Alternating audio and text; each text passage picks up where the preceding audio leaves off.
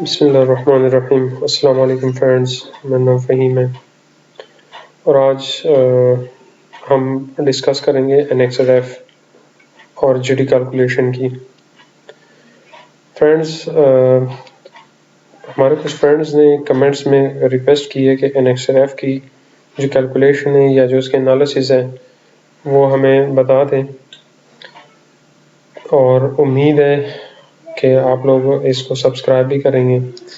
और बहुत से लोगों ने, मैं उसका बहुत शुक्रगुजार हूँ कि उन्होंने सब्सक्राइब भी किया है और लाइक भी किया है, शेयर भी किया है। तो आज हम डिस्कस करेंगे जो हमारे जीडीज़ हैं उसकी हम कैलकुलेशन कैसे करेंगे और जो एनएक्सआरएफ है उसकी एनालिसिस कैसे करेंगे। इसके अलावा जो हमारी इंपोर्ट है इसकी वैल्यूएशन कैसे करेंगे, ठीक है।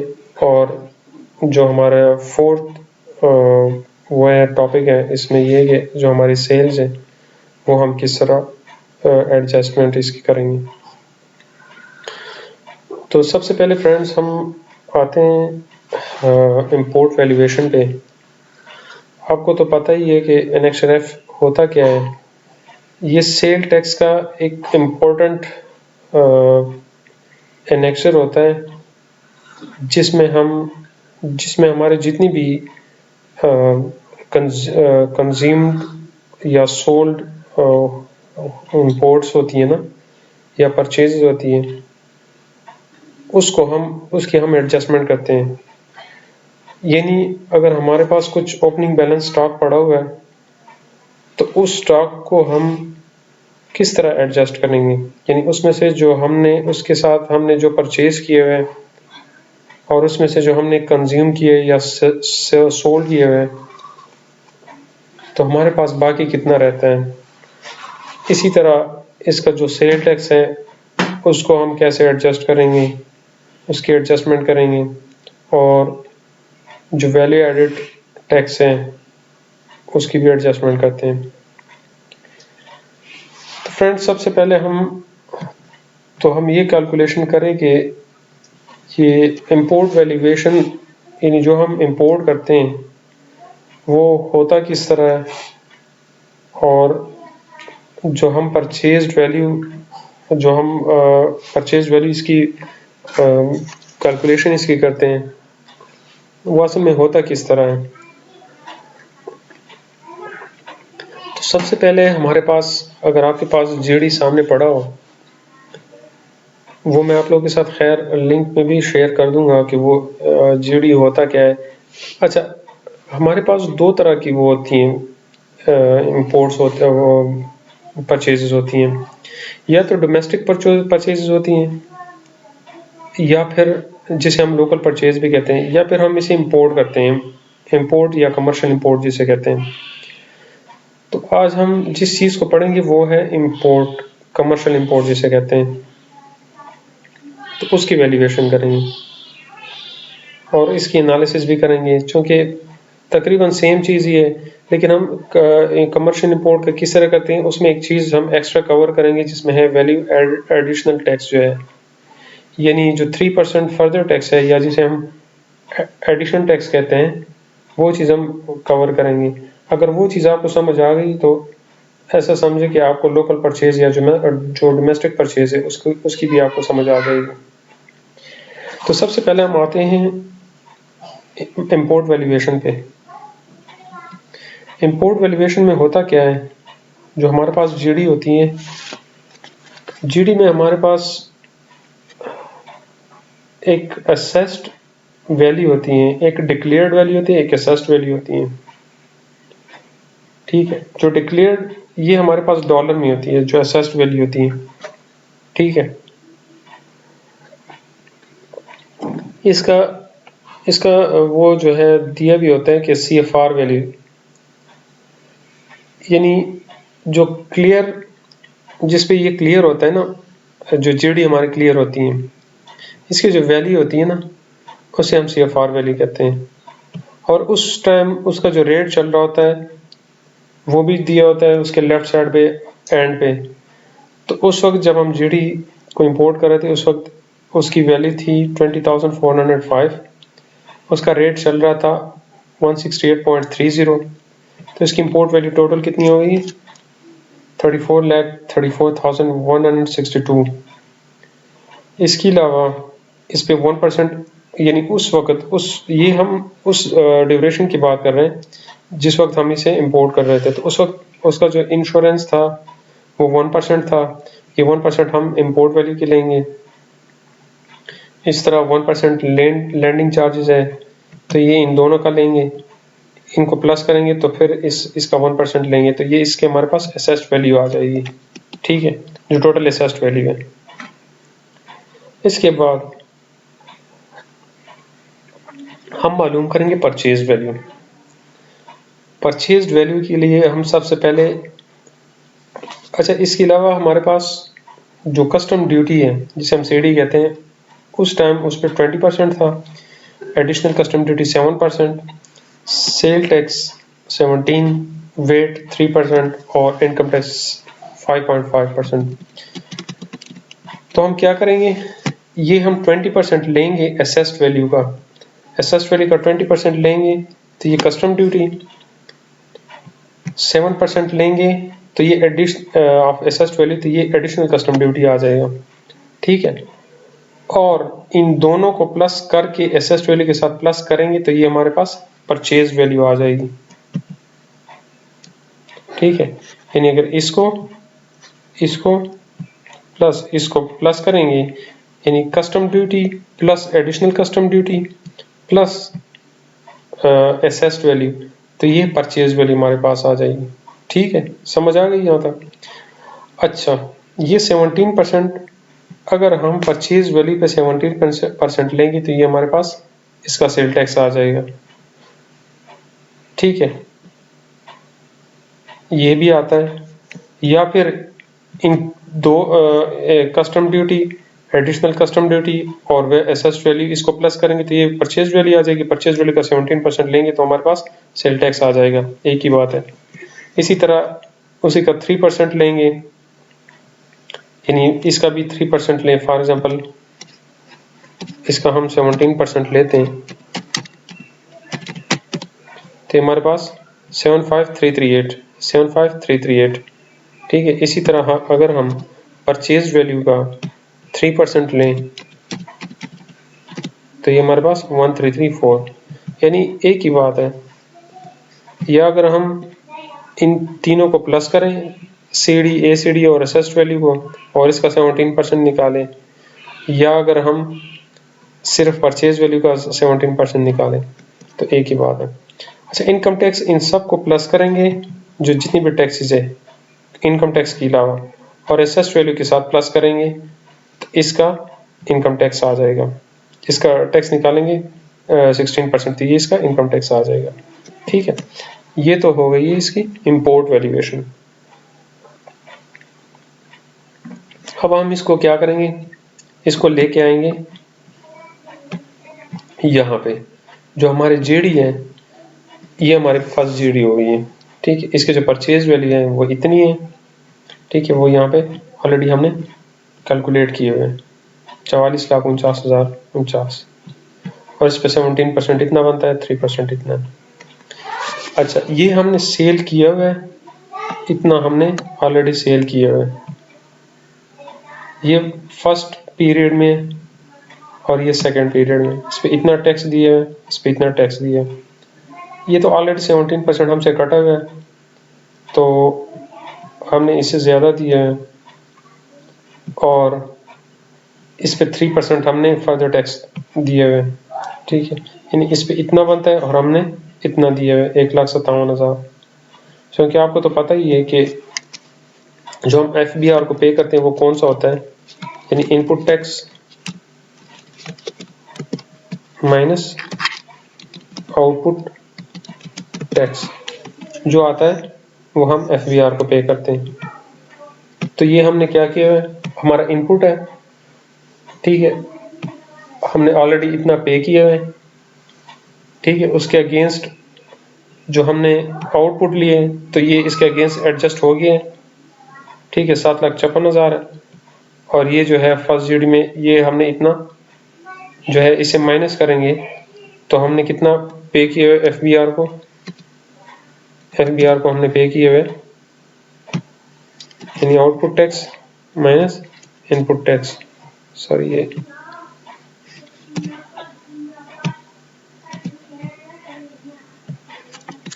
1,38,000, ये हमने FBR को ऑलरेडी सेल टैक्स पे किया है। ठीक है, उसकी तो आपको समझ आ गई, नहीं तो फिर मैं इस पर एक वीडियो बना लूँगा फिर आप लोग को समझा दूंगा। ये खैर ये मैं आप लोग को बाद में समझाऊंगा ये चीज़ होता क्या है। ये हमारी दूसरी GD है, तो इसकी भी मैं आपको बताऊंगा। वो तो खैर इसी तरह जिस तरह हमने इम्पोर्ट वैल्यूएशन की है। अच्छा, अब हमने दो चीज़ें पढ़ ली हैं, इम्पोर्ट वैल्यूएशन है, GD है और सेल्स है, तीन चीज़ें पढ़ी। और ये चौथा जो और लास्ट टॉपिक है, इसमें हमारे पास है NXRF की एनालिसिस है। NXRF की एनालिसिस कैसे करेंगे, उससे पहले हम देखते हैं कि जो हमारी सेकंड GD थी वो इस तरह की थी। जो हमारे परचेजेस थी पहले GD की वो इतनी थी, और दूसरी GD की जो दोनों GDs की थी वो हमने इतनी की है। ठीक है, टोटल उसमें हमने 17% इतना दिया है, 3% इतना दिया, क्योंकि ये एग्जेम्प्टेड था। इसमें हमने कुछ ऐसे प्रोडक्ट्स मंगवाए थे जो एग्जेम्प्टेड थे। ठीक है, तो NXRF आपने शायद देखा होगा, उसमें होता क्या है, तीन पार्ट्स होते हैं। एक वैल्यू होती है, एक दूसरा नंबर पे होता है सेल टैक्स, तीसरे नंबर पे वैल्यू एडिशन टैक्स। ठीक है, तो पहले जो पोर्शन है उसमें 4 पार्ट्स होते हैं। एक ओपनिंग बैलेंस होता है, दूसरा परचेज या इम्पोर्टेड ड्यूरिंग द पीरियड, तीसरा कंज्यूम और चौथा क्लोजिंग बैलेंस। और इसी तरह दूसरे का भी इसी तरह होता है, सेल टैक्स का और वैल्यू एडिशन का। फ्रेंड्स, मैं कोशिश करूंगा कि इस वीडियो को शॉर्ट से शॉर्ट बनाता जाऊं, क्योंकि NXRF पे ऑलरेडी कुछ वीडियोस बनी है लेकिन वो एनालिसिस पे बने। तो मेरा मकसद ये था कि आप लोग को एक तो इम्पोर्ट वैल्यूएशन का बता दूं और GD का। तो ये चीज़ जो है मैं आप लोगों को कोशिश करूंगा कि इजी से इजी करता जाऊं। फ्रेंड्स, इसमें मैंने एग्जैक्ट वो वैल्यूज डाली है जो हमने उस दौरान की है, जो उस टाइम हमने जो हमने की है, जो हमारे पास उसमें भी सिस्टम में भी पड़ा है, वो हमने इसकी कैलकुलेशन की है। असल में हुआ क्या था कि मई में हमने या उससे पहले हमने कुछ परचेजेस की थी, इंपोर्ट की थी, तो वो हमारे पास ओपनिंग बैलेंस में आ रहा था। मतलब कि अप्रैल में हमने कोई इंपोर्ट की थी तो वो हमारे पास ओपनिंग बैलेंस में, तो मई में हमने क्या किया कि कुछ और इंपोर्ट की, यानी ड्यूरिंग द पीरियड 55 लाख की। यानी ये GD जो है ये ऑलरेडी हमने अप्रैल में किए, अप्रैल या उससे पहले जो भी है ये उस टाइम हमने किए, और ये मई में हमने किए। ठीक है, 2020 की बात है, तो ये हमने उस टाइम किए, सॉरी 21 में। तो ये हमारे पास क्या हुआ है, उस टाइम हमने कोई कंजम्पशन नहीं की है, कोई भी चीज हमने सेल नहीं की है। तो ये क्या है, ये क्लोजिंग बैलेंस है। क्लोजिंग बैलेंस क्या है कि इन दोनों को प्लस करेंगे, माइनस जो हमने सेल किया है इसको सेल करेंगे, तो हमारे पास क्लोजिंग बैलेंस आ जाएगा। ठीक है, ये तो हो गया ये चीज। अब ये ओपनिंग बैलेंस सेल टैक्स क्या है, ये इसका जो ओपनिंग बैलेंस है, ओपनिंग बैलेंस का 17% है। ठीक है, ये इसका 17% हमने लिया है। इसी तरह हमने ये इसका 17% जो हमने परचेजेस किए, ये परचेजेस का ही 17% है। अगर हम यहाँ पे देखें तो ये हमारे पास 9,49,740 जो है ये 55 लाख का 17%। अब हम देखते हैं कि ये वाकई इसी का 17% है कि नहीं। बिल्कुल, 55 लाख का अगर हम 17% लें तो ये हमारे पास 9,49,740 आता है। ठीक है, तो ये हमने ड्यूरिंग द पीरियड हमने ये परचेजेस किए, और इस पे हमने कितना सेल टैक्स दिया है, 17%, 9,49,000। तो ये हमारे पास टोटल जो सेल टैक्स हमने दिए हुए यानी पे किए वो 17 लाख है। 7 लाख ये प्लस 9 लाख ये, और कुछ ये 56,000 है, 49,000 है, तो ये 17 लाख बन गए। ठीक है, तो इन दोनों को प्लस करेंगे माइनस कंजम्पशन चूंकि हमारी है नहीं तो वो इस तरह का। अच्छा, ये बिल्कुल जिस तरह हमने इसका 17% ले ली, ये इसी का ओपनिंग बैलेंस का 3% है और ये परचेज इसका 3% है। ठीक है, तो ये हमने परचेज की है 55 लाख की। अब हम जो चीज़ मैं आपको बताने वाला था एग्जाम्पल का, वो अभी वो उसका टाइम आ गया बताने का। ये हमारे पास दो प्रोडक्ट्स थी, फॉर एग्जाम्पल ये ए प्रोडक्ट है और ये बी प्रोडक्ट है। अब ए प्रोडक्ट भी जो है उसमें कुछ ऐसी चीजें हैं जिसपे हमने 3% दिया है, लेकिन वो भी कम है, उसमें जो फर्दर टैक्स लगा है वो कम है ड्यूरिंग इम्पोर्ट। और ये जो प्रोडक्ट बी है इस पे हमें 3% नहीं देना पड़ा, ये एग्जेम्प्टेड है, ये 3% से एग्जेम्प्टेड है। ठीक है, तो ये टोटल कितना आ गया है, इन दोनों को प्लस करेंगे तो ये तो 14,000 आएगा, 14,313। तो ये हमने 3%, अगर हम इसका 3% लेंगे तो ये तो बहुत ज़्यादा आता है। फॉर एग्जाम्पल हम इसका 3% लेते हैं तो कुछ लोगों के जहन में ये सवाल होगा कि हम इसका 3% क्यों नहीं लेते हैं। हम इसका 3% इसलिए नहीं लेते क्योंकि अगर हम इसका 3% लेंगे तो वो तो 1,67,000 बनता है, लेकिन इसमें कुछ ऐसी प्रोडक्ट ए और बी ये दोनों का मिक्सचर है, तो इसमें तो बी प्रोडक्ट जो है वो एग्जेम्प्टेड है और ए प्रोडक्ट में 14,000 है, तो हम सिर्फ ए प्रोडक्ट का लिखेंगे। ठीक है, ये वैसे कैलकुलेट करेगा ऑटोमेटिक सिस्टम, हमने सिर्फ कंजम्पशन डालनी है। तो अगर हम इन दोनों को प्लस करेंगे और इसमें से कंज्यूम निकालेंगे तो ये आपके पास क्लोजिंग बैलेंस आ जाएगा। ठीक है, ये तो हो गई हमारे पास परचेजेस, यानी इसमें हमने कोई कंजम्पशन नहीं की। अब हम आते हैं जून 2021 में, उसमें हमारे पास इन दोनों को प्लस करेंगे, यानी अगर हम जो हमारा ओपनिंग बैलेंस होता है, ये तो आपको पता होगा, जो पिछले साल का क्लोजिंग होता है वो हमारे इस साल का ओपनिंग होता है। तो हमने क्या किया, इसको उठाया हुआ हमने, यानी ये हमारा ओपनिंग बैलेंस आ गया। अब ये हमारा यहाँ से जो क्लोजिंग बैलेंस है वैल्यू का, ये हमारे पास क्लोजिंग बैलेंस आ गया। इसमें से हमने कंजम्पशन की है, ये देखिए हमने सेल्स की है, जीडी अगेंस्ट एनएक्सआरएफ, जो हमने जीडी में सेल की है ना, सेल्स, ये हमने इसमें से वो कर दिए। तो इसमें से हम सेल को माइनस करेंगे तो ये हमारे पास क्लोजिंग बैलेंस ये आएगा। अब हम इसको टैली भी करेंगे साथ में, जो हमारे पास एनएक्सआरएफ होगा सेल टैक्स में, सेल टैक्स रिटर्न में, उसके साथ हम देखेंगे, इसको टैली करेंगे। अगर ये वाकई इतनी वैल्यूज आ रही है तो इसका मतलब है कि हमारी जो वर्किंग है वो बिल्कुल ठीक जा रही है। ठीक है, ये आ गया। अब एग्जैक्टली इसी तरह जो सेल टैक्स का क्लोजिंग बैलेंस है वो इसका ओपनिंग बैलेंस आएगा। अब इस मंथ में जो हमने सेल किए, इसका अगर हम 17% निकालेंगे तो वो इस पहली हमने सेल की उसका कितना आएगा, उसका 17%,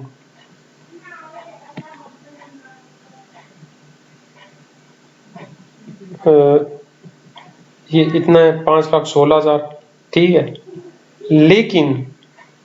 लेकिन हमने इसका वो नहीं डालना है, इसका हमने 17% नहीं डालना अब यहाँ पे कंजम्पशन में, क्योंकि हमारे पास जो 17% होता है जो हमने कंज्यूम किया होता है, इसमें हमारे पास फर्दर टैक्स भी शामिल होता है।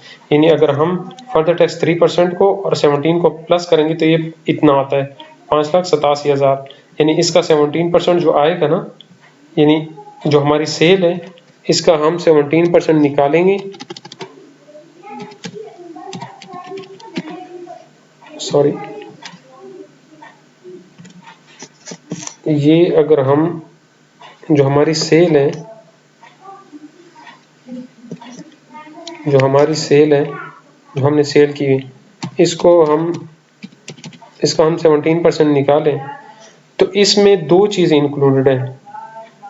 इसमें एक तो 17% भी है, यानी ये 20% आ गया इसका, यानी ये उसका 20% आ गया। इसमें से 17% हम निकालेंगे, उसके लिए क्या नाम है, जो सेल टैक्स है, और 3% जो है वो हम निकालेंगे फर्दर टैक्स के लिए, वैल्यू एडिशन टैक्स के लिए जो 3% है।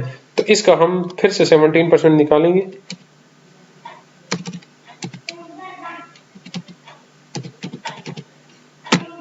ये इसका इतना आ गया,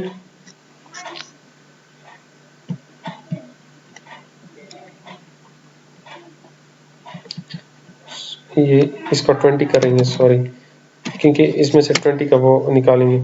और इसी तरह इसी का 20 में से 3% जो है इंटू 3 डिवाइड बाई 20, तो ये इसका क्या आएगा, ये इसका आएगा फर्दर टैक्स आएगा, ठीक है। या फिर इसको ऐसे भी कर सकते हैं कि ये माइनस ये 77,000, ठीक है। तो ये इतना, तो ये 439 आ गया, ठीक है। और ये कितना आ गया, अच्छा यहाँ पे ये क्यों आ गया, ये इसलिए आ गया क्योंकि हमारे पास बचा ही इतना था, हमने इतनी कंजम्पशन की और इतनी हमने वो सेल आउट कर दिए। अगर हम ये इतना भी कर दें तो हमारे पास कितना बचेगा, 70,000 अगले मंथ के लिए, ठीक है।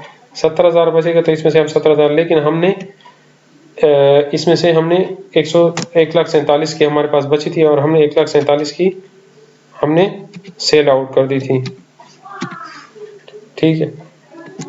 यहाँ पे हमारे उस वक्त जब हम जीडी इसको फाइल कर रहे थे सेल टैक्स रिटर्न को, तो थोड़ी सी मिस्टेक हो गई थी, इस वजह से हमने इसकी जो पूरी वैल्यू एडिशन टैक्स थी वो हमने कंज्यूम की थी फुल, ये इस वजह से। अगर हम उसी तरह हम 77,000 भी कर दे तो हमारे पास 70,000 फिर भी बचेगा, ठीक है।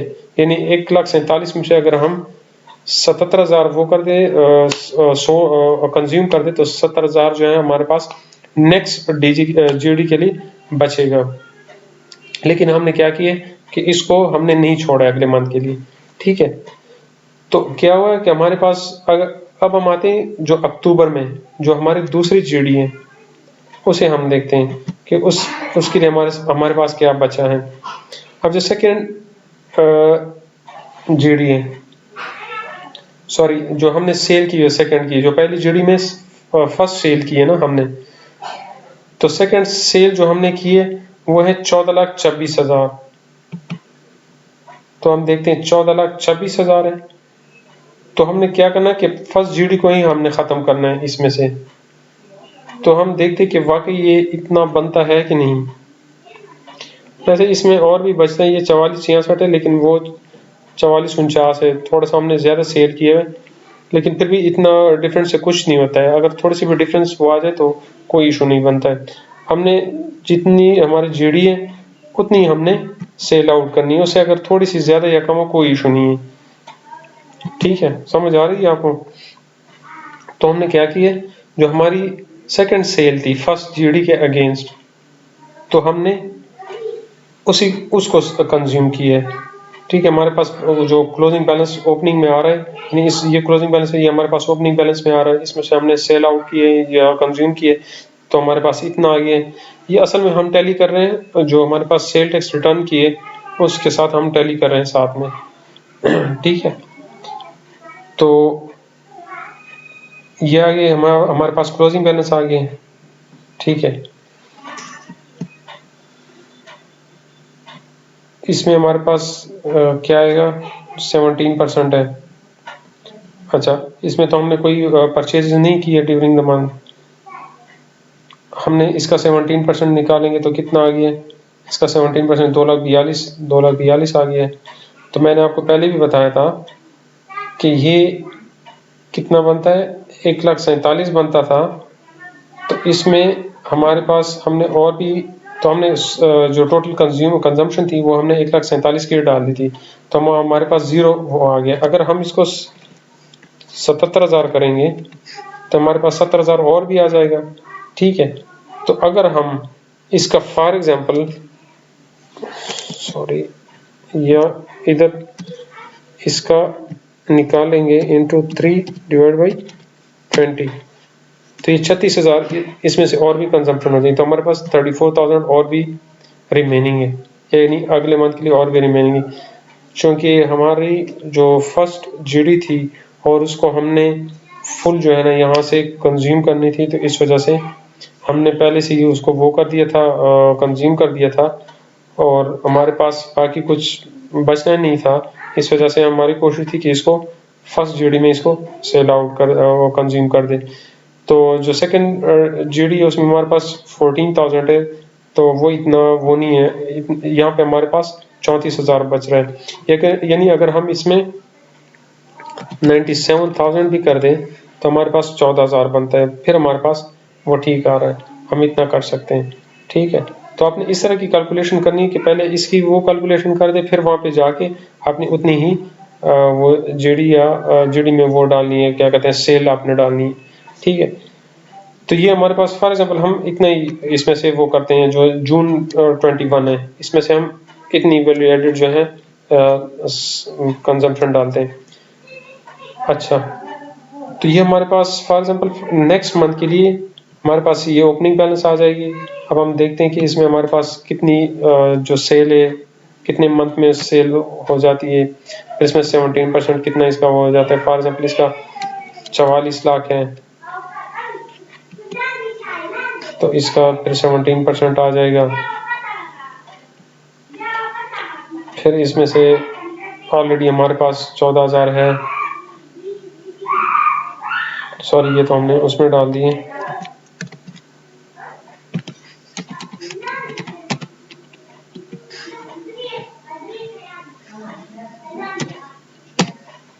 ₹44 लाख का, ठीक है। तो अगर हम इसका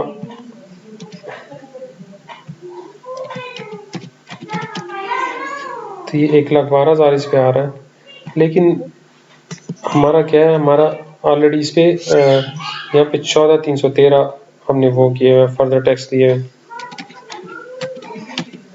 तो 106 रुपये हमारे पास फिर भी बचते हैं। ठीक है, यानी हमारी जो कैलकुलेशन है वो बिल्कुल एग्जैक्ट उसी तरह जा रही है जिस तरह हम जो हमारी सेल टैक्स रिटर्न में जा रही है।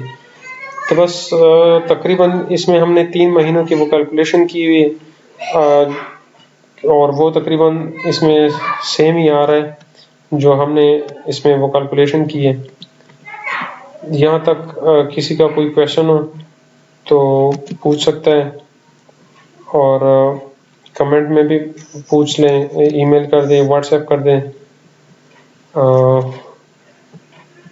इसमें बाकी तो इतनी वो पॉइंट्स नहीं, ये तो खैर वैसे भी इस पे कई वीडियोस आ चुकी हैं NXRF में, तो ये तो मैंने वैसे आप लोगों को समझाने के लिए, जो मेरा मेन मकसद था वो आप लोगों को इम्पोर्ट वैल्यूएशन का बताना था, और इसके अलावा जो जिसकी जीडीज की कैलकुलेशन करनी है वो बताना था, और जो आपने सेल्स किस तरह मेंटेन रखना है वो बताना था। इस पे अक्सर लोग वीडियोस बनाते हैं लेकिन वो काफ़ी लेंथी होती है, उसको मैंने काफ़ी देखा है, लेकिन मैं कोशिश कर रहा था कि इसको ऐसे फॉर्म में लेके आऊँ, इस तरह फॉर्मेट में लेके आऊँ ताकि आप लोगों को समझ आ जाए, और ये बिल्कुल सिंपल से फॉर्मेट में हो ताकि आप लोगों को समझ आ जाए।